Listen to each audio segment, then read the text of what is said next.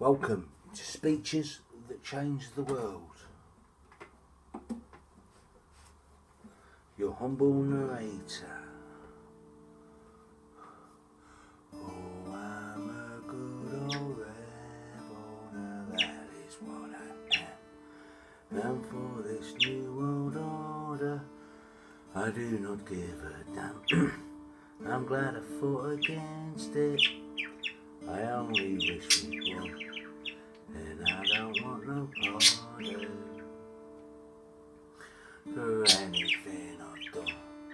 I hate the new world order and everything they do. I hate the politicians, United Nations and the EU. I hate the new world order with all their bracks and fuss. The lying, thieving bastards. I hate them worse than worse.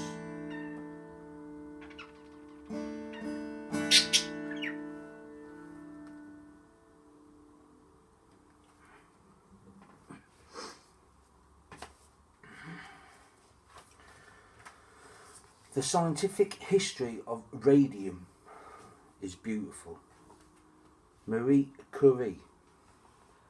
On the discovery of radium, Vassar College, New York, 14th of May, 1921. Marie Curie was born Maria Skłodowska on the 7th of November 1867 in Warsaw, Poland. She became famous for her research into radioactivity and was the first woman to win a Nobel Peace Prize. Her family valued education, but women could not attend the university in Russian-dominated Poland. In 1891, she went to Paris to study mathematics, chemistry and physics at the Sorbonne, adopting the name Maria, and was the first woman to teach there. She met Pierre Curie, professor of physics. Marie and Pierre married in 1895, and for many years this remarkable partnership worked on radioactive substances.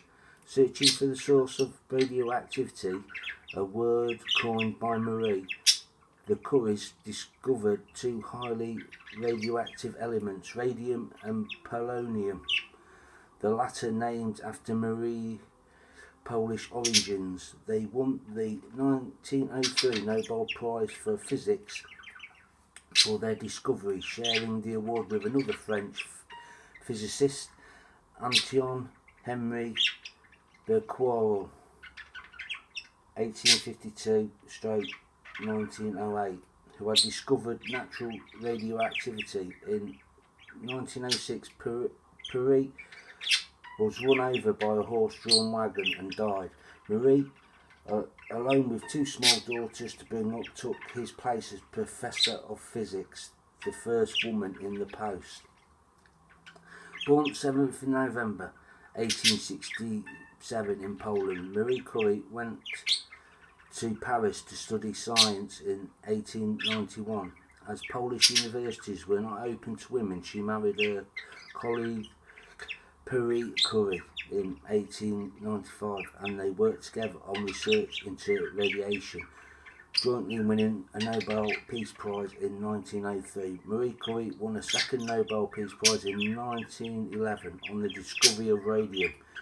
It is a rare spoken account of her work. The Radium Institute, later Curie Institute, in Paris was founded in her honour in 1914. Died 4th July 1934 in Paris. Marie Curie continued her work on radioactive elements, and in 1911 won her second Nobel Peace Prize for isolating radium and studying its chemical properties. In 1914 she helped found the Radium Institute in Paris and was its first director. When World War I broke out, Marie Curie, who promoted the therapeutic properties of radium and its usefulness in destroying cancerous cells, realised that X-rays would help to locate bullets and facilitate surgery. She invented X-ray vans to send out to wounded soldiers. Marie Curie was quiet, dignified and unassuming, and admired by scientists everywhere. Her work is recorded in numerous papers in scientific journals and reflected in many awards. In addition to the 2 Nobel Peace Prizes, she also received jointly with her husband the Davy Medal of the Royal Society in 1903 and in 1921. President Harding, on behalf of the Woman of America, presented her with a precious gram of radium for an institute more than 100,000 times dearer than gold.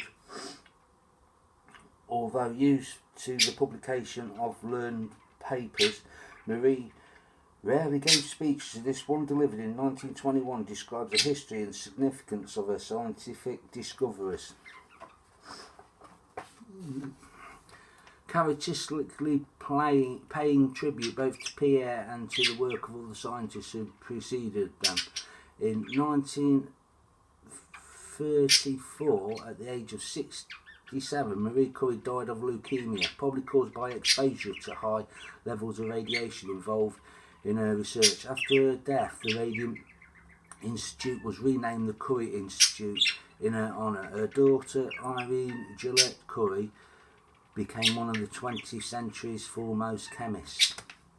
I could tell you many things about radium and radioactivity, and it would take a long time, but as we cannot do that, I shall only give you a short account of my early work about radium. Radium is no more of a baby, but is more than 20 years old. But the conditions of the discovery were somewhat peculiar, and so it is always of interest to remember them and explain them. We must go back to the year 1897. Professor Curie and I worked at the time in the laboratory at the School of Physics and Chemistry, where Professor Curie held his lectures. I was engaged in some work on uranium rays, which had been discovered 2 years before by Professor Becquerel. I spent some time in studying the way of making good measurements of the uranium rays, and then I wanted to know if there was any other elements giving out rays of the same kind, so I took up work about all known elements and their compounds, and found that uranium compounds are active and also thorium compounds, but other elements were not found active, nor were their compounds. What is considered particularly important is in the treatment of cancer. Then I took up measurements of minerals and found that several of these which contain uranium and thorium, or both, were active, but when the activity was I could expect, it was greater than for uranium or thorium compounds like the oxides, which are almost entirely composed of these elements. Then I thought that there should be minerals, some unknown element, having a much greater radioactivity than uranium or thorium, and I wanted to find and to separate that element, and I settled to that work with Professor Curie. We thought it would be done in several weeks or months, but it was not so. It took many years of hard work to finish the task. There was not one new element, there were several of them, but the most important is radium, which could be separated in a pure state. Now, the special interest of radium is in the intensity of its rays, which are several million times greater than uranium rays, and the effects of the rays make the radium so important. If we take a practical point of view, then the most important property of the rays is the production of psychological effects on the human cells of the human organism. These effects may be used for the cure of several diseases. Good results have been obtained in many cases. What is considered particularly important is the treatment of cancer.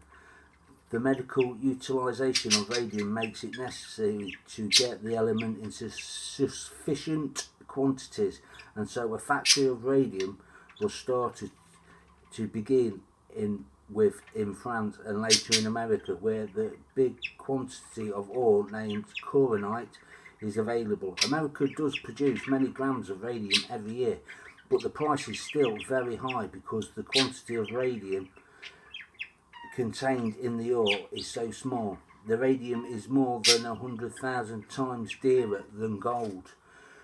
But we must not forget that when radium was discovered, no one knew it would prove useful in hospitals. The work was one of pure science, and this is proof that scientific work must not be considered from the point of view of direct usefulness of it. It must be done for itself, for the beauty of science, and then there is always a chance that a scientific discovery may become like a radium, a benefit for humanity. The scientific history of radium is beautiful. The properties of the rays have studied very closely. We know the particles are expelled from radium with a very great velocity near to that of the light. We know that atoms of radium are destroyed by expulsions of these particles, some of which are atoms of helium.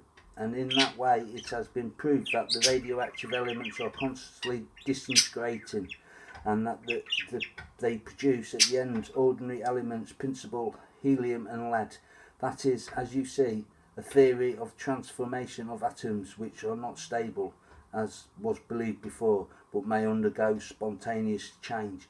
There is always a vast field left to experimentation, and hope that we may have some beautiful progress in the following years. It is an earnest desire that some of you should carry on this scientific work and keep for your ambition the determination to make a permanent contribution to science. Next time, there is no salvation for India. Gandhi. Oh.